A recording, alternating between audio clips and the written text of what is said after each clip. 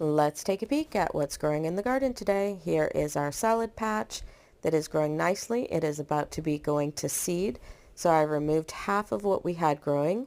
That way I can place 2 tomato plants in that spot there. Then we have our kale that is growing nicely alongside of our raspberry bush and our pole vining beans. Then over here we have bush beans and strawberries that are growing together. I also have some onions that are growing in this spot. I'm going to be transplanting those onions, so when you do so, you want to make sure you gently remove the plants. Here we have our cherry tomato plant that I transplanted earlier, so I'm giving it some ample shade, that way it does not wilt. And I'm giving it shade by placing it under our butternut squash.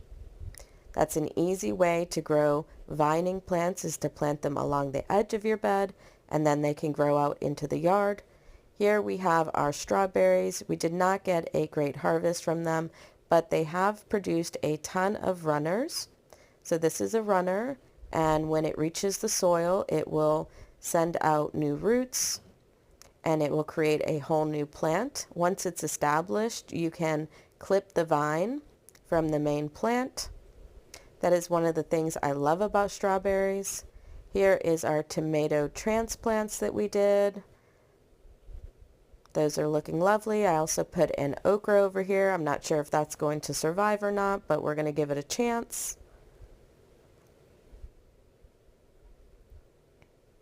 Making sure that we place it into the soil and uplift it as much as we can.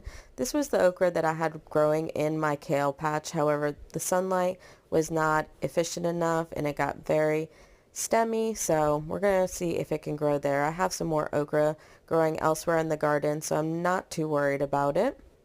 And then when I was scanning the kale, I saw this lovely little egg sac on this leaf, so I'm just simply going to remove that before we give those a chance to hatch. Here we have our raspberry bush. This raspberry bush is loving growing in a raised garden bed. It's starting to set fruit, which is super exciting. And then again, we have that butternut squash that's growing down here at the bottom. This plant loves to sprawl out, so give it plenty of room. We removed that egg sac and we're good to go. Make sure you follow along and also check out my website, cultivatesimpledelights.com, for more easy tips on how to grow your own food right from your backyard.